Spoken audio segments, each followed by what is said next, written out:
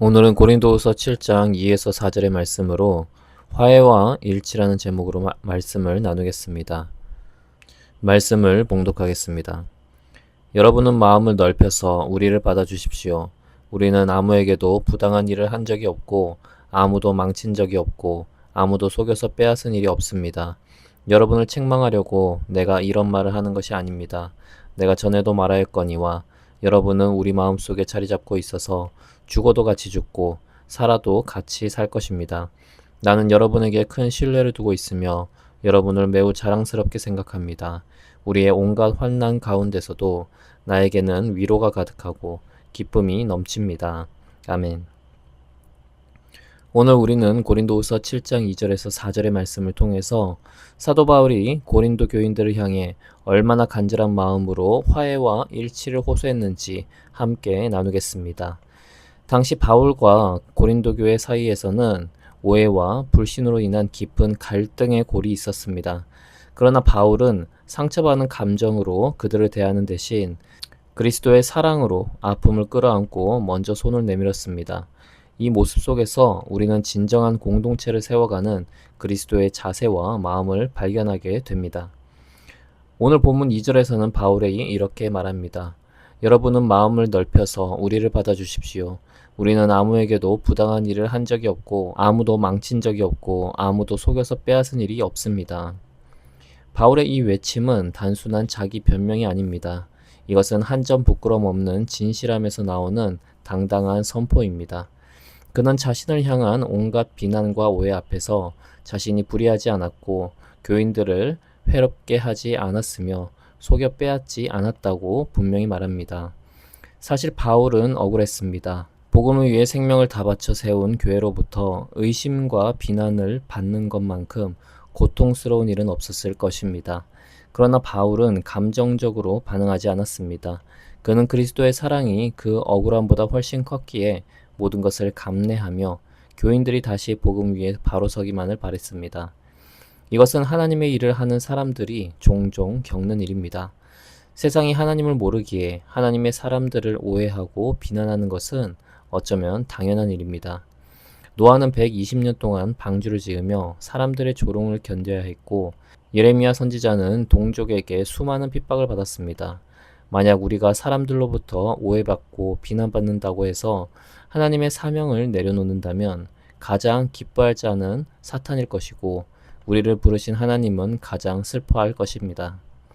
그렇기에 바울처럼 우리도 사역과 신앙생활 속에서 억울함과 오해를 마주할 때 하나님의 가르침과 양심 앞에서 진실되게 행하겠다는 굳은 의지가 필요합니다. 우리의 약함 때문에 실수는 할 수 있지만 하나님과 사람 앞에서 정직하고 바르게 서려는 그 진실한 마음이 바로 모든 관계의 회복의 시작이요 사역의 바른 자세입니다. 이어서 바울은 자신의 진심을 이렇게 표현합니다. 여러분을 책망하려고 내가 이런 말을 하는 것이 아닙니다. 내가 전에도 말하였거니와 여러분은 우리 마음속에 자리 잡고 있어서 죽어도 같이 죽고 살아도 같이 살 것입니다. 죽어도 같이 죽고 살아도 같이 살 것입니다. 라는 이 표현은 굉장히 놀라운 고백입니다. 이것이 바로 운명 공동체 의식입니다. 바울은 고린도 교인들을 단순히 사역의 대상으로 본 것이 아니라 생사고락을 함께할 영적인 가족으로 마치 한 몸처럼 여겼던 것입니다. 이것은 우리를 위해 십자가에서 죽으시고 부활하신 예수 그리스도의 사랑을 그대로 실천하는 고백입니다. 바울은 빌립보서 2장에서 교회가 하나 되기 위해 우리가 품어야 할 마음을 구체적으로 알려주었습니다.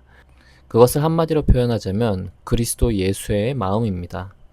경쟁심이나 허영이 아닌 겸손으로 서로를 나보다 낮게 여기는 마음, 자기 일만 돌보는 것이 아니라 다른 사람의 일을 돌보는 마음, 근본 하나님의 본체시나 스스로를 비워 종의 형체를 가지신 예수님처럼 자기를 낮추는 마음입니다.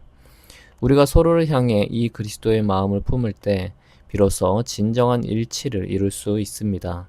나를 비우고 상대를 높이며 그와 내가 그리스도 안에서 함께 죽고 함께 살 운명 공동체임을 깊이 인식할 때 우리는 비로소 한 마음을 이룰 수 있는 것입니다. 놀랍게도 이 모든 갈등과 아픔 속에서 바울은 절망하지 않고 오히려 이렇게 고백합니다. 나는 여러분에게 큰 신뢰를 두고 있으며 여러분을 매우 자랑스럽게 생각합니다. 우리의 온갖 환난 가운데에서도 나에게는 위로가 가득하고 기쁨이 넘칩니다. 이것이 화해와 일치가 가져다주는 영적인 열매입니다. 바울의 기쁨은 문제가 해결되었기 때문이 아닙니다. 여전히 환난은 계속되고 있었습니다. 그러나 그는 고린도 교인들을 향한 신뢰를 회복하고 그들을 자랑스럽게 여기며 그 관계 속에서 하나님의 위로와 기쁨을 발견했습니다. 진정한 연합은 환경을 뛰어넘는 하늘의 기쁨을 우리에게 선물하는 것입니다. 오늘날 우리 한국교회의 모습은 어떻습니까? 우리 안에 바울과 같은 운명 공동체 의식이 살아 있습니까? 작은 감정의 상처 때문에, 의견의 다름 때문에 너무나 쉽게 형제를 비난하고 공동체를 떠나고 있지는 않습니까? 바울 안에 계셨던 그리스도와 우리 안에 계신 그리스도는 동일한 분이십니다. 바울에게 임했던 주의 사랑과 우리에게 임한 주의 사랑 또한 동일한 사랑입니다. 그렇다면 우리에게도 바울처럼 다른 지체를 향해 함께 죽고 함께 살겠다는 결단과 의지가 있어야 합니다. 오늘 말씀을 통해 우리 각자가 먼저 마음을 넓히는 자가 되기를 소망합니다. 억울함이 있다면 그리스도의 사랑으로 감내하고 나를 비우는 겸손으로 지체를 섬기며 우리가 그리스도 안에서 한 몸 된 운명 공동체임을 기억합시다. 그리하여 우리 교회가 모든 환난과 어려움 속에서도 서로를 통해 위로를 얻고 세상이 줄 수 없는 기쁨이 넘쳐나는 공동체로 굳건히 서게 되기를 주님의 이름으로 축복합니다. 기도하겠습니다. 하나님 아버지, 우리는 개인적인 신앙생활을 하고 우리의 기도 제목이 성취되는 것에 많은 관심이 있지, 바울과 같이 운명 공동체로 생각하고 함께 죽고 함께 살겠다는 신앙생활을 하고 있지는 않습니다. 이 부족한 우리에게 겸손으로 자신을 희생하는 그리스도의 은혜가 더욱 임하게 도와주시옵소서. 그리하여 그리스도처럼 화해와 일치를 위해 자신을 비우는 신앙생활을 할 수 있도록 도와주시옵소서. 예수님의 이름으로 기도합니다. 아멘.